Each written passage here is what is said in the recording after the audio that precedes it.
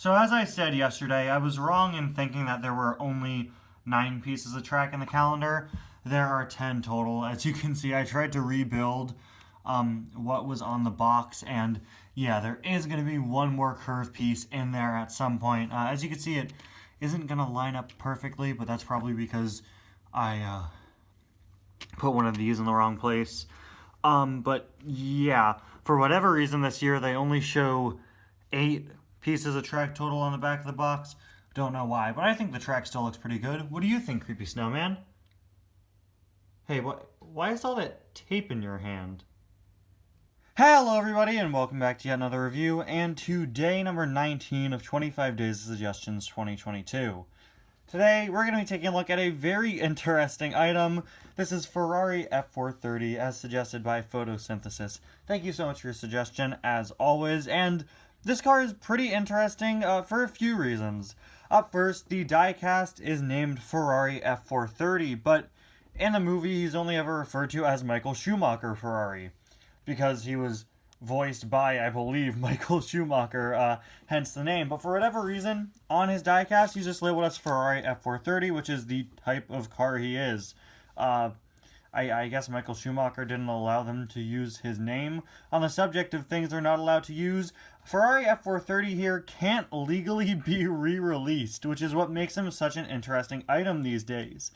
Mattel made a deal with Ferrari in 1999 that allowed them to make merchandise based off of Ferraris for the next 15 years. This ended after 2014 when those 15 years were up, and they decided not to renew it, which means that Mattel can no longer legally re-release Ferraris, whether that be in Hot Wheels or in the Cars diecast line, including Ferrari F430 or even the Ferrari fans Luigi and Guido.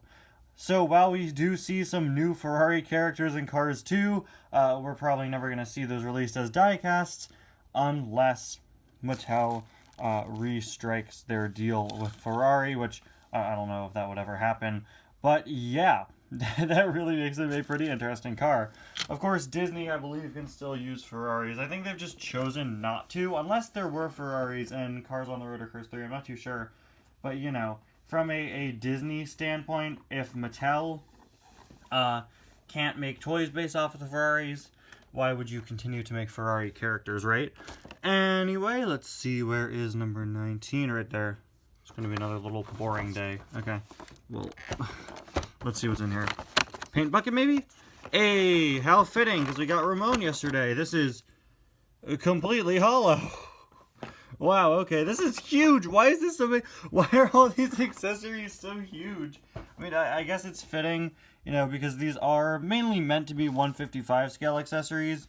But, you know, let me just grab a random card. Here's Chick Hicks.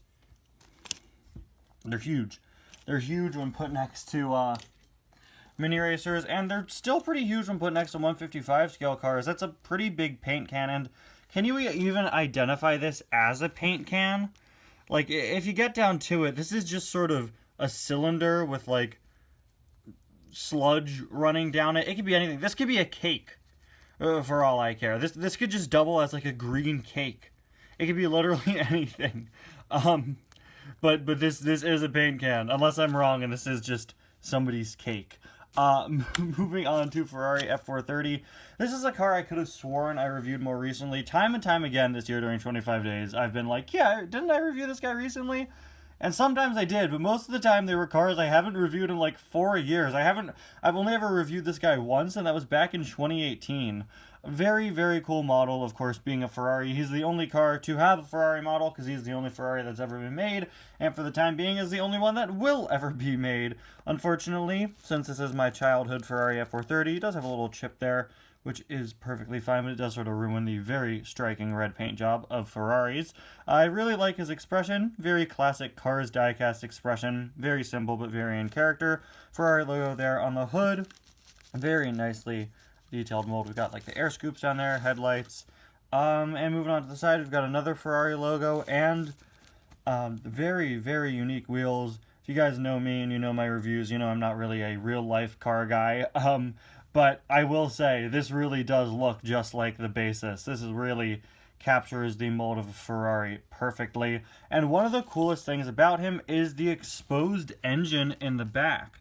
The windows are sort of a translucent, dark bluish clear color, and you could see the engine inside the back. Kind of similar to how Ramon diecasts nowadays have the radiator spring sign built into the back of him, just like he has in the movies, so you could sort of see it through the window. Here, you could see his engine through the window, and it's definitely a lot clearer than what they do for Ramon. His license plate reads, let's see if it will ever be nice enough to focus. That is a long license plate. We have EF, really long F, I guess sort of Ferrari logo, 180298. Got lights down there. Got the lights up here are quite a bit more damaged than the front of him. And a funny story with Ferrari F430 here. Just take a second to take in how intricately detailed and realistic that mold is. Very nice. But when I was young, my Ferrari F430, his back wheel got stuck in the bottom part of a basketball hoop.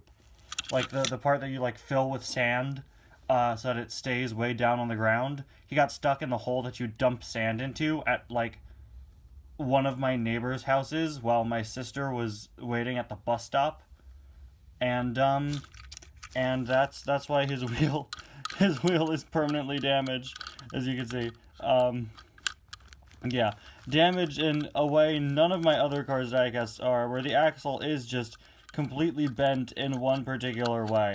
So if you ever see my Ferrari F430 and it looks like something is up with his wheels, that's why.